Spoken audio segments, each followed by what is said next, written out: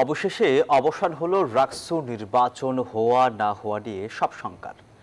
শিক্ষক কর্মকর্তারা নির্বাচন পর্যন্ত কর্মসূচি স্থগিত করায় স্বস্তি ফিরেছে প্রার্থী ও ভোটারদের মাঝে। আর এদিকে চাকসুতে ছাত্রদল এবং ছাত্র শিবির সহ বেশ কয়েকটি প্যানেল ইতিমধ্যে ইশতেহার ঘোষণা করেছে। তবে আচরণবিধি লঙ্ঘনের পাল্টাপাল্টি অভিযোগও দিয়েছে ছাত্রদল এবং ছাত্র শিবির। প্রতিনিধিদের পাঠানো তথ্য ছবি নিয়ে থাকছে ডেস্ক রিপোর্ট।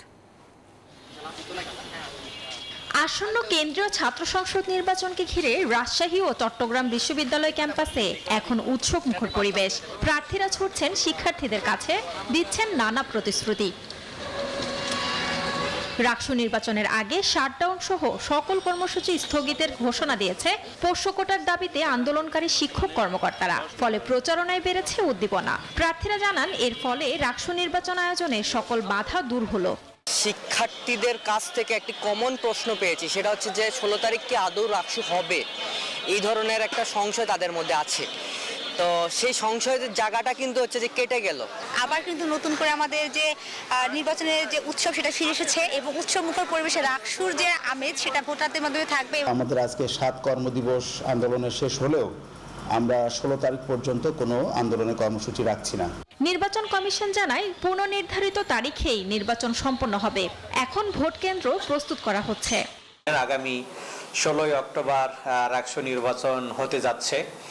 এই উপলক্ষে আমাদের সকল প্রস্তুতি আমরা ইতিমধ্যে সম্পন্ন করেছি। এদিকে চাকসুতেও ইশতেহার ঘোষণার পর সকল প্যানেলের প্রার্থীরা ছুটছেন শিক্ষার্থীদের কাছে। বিশ্ব ডাক দিবসে চিঠি বিলি করে প্রচারণা করেন ছাত্রদল প্যানেলের জিএস প্রার্থী। আমরা বিশ্ববিদ্যালয়ের ফ্যাকাল্টি হল এবং যে কটেজগুলো আছে এইগুলোতে আমরা যাচ্ছি এবং স্টেশনে আমরা গণসংযোগ করছি। শিক্ষার্থীরা আমাদেরকে সাড়া দিচ্ছে। জিনিস ভালো লাগছে যে অনাবাসিক শিক্ষার্থীরা আগ্রহ ভরে আমাদেরকে গ্রহণ করছে। বুধবার প্রধান নির্বাচন কমিশনারের কাছে আচরণবিধি লঙ্ঘনের পাল্টাপাল্টি অভিযোগ করে ছাত্রদল ও ছাত্র শিবির। ছাত্রদলের প্যানেলটি তাদের আচরণবিধি লঙ্ঘন সংক্রান্ত একটি অভিযোগপত্র দাখিল করেছে নির্বাচন কমিশনে এবং তারাও আমাদের বিরুদ্ধে আচরণবিধি লঙ্ঘন সংক্রান্ত একটি যে অভিযোগপত্র সেটি দাখিল করেছে। দুই পক্ষের অভিযোগ আচরণবিধি কমিটিতে পাঠানো হবে এবং যাচাই শেষে ব্যবস্থা নেওয়ার কথা জানিয়েছে কমিশন। প্রাথমিকভাবে আমরা এগুলাতে তদন্ত করছি। আমাদের আচরণবিধি প্রতিপালন কমিটি আছে, তাদের কাছে আমরা রেফার করছি। সেখানে যে সমস্ত সমস্যাগুলো হচ্ছে সেগুলোকে আমরা অ্যাড্রেস করার জন্য সর্বাত্মক চেষ্টা করছি। আগামী 15 অক্টোবর চাকসু ও 16 অক্টোবর রাকসু নির্বাচনের ভোট গ্রহণ অনুষ্ঠিত হবে। Desk report, news 24।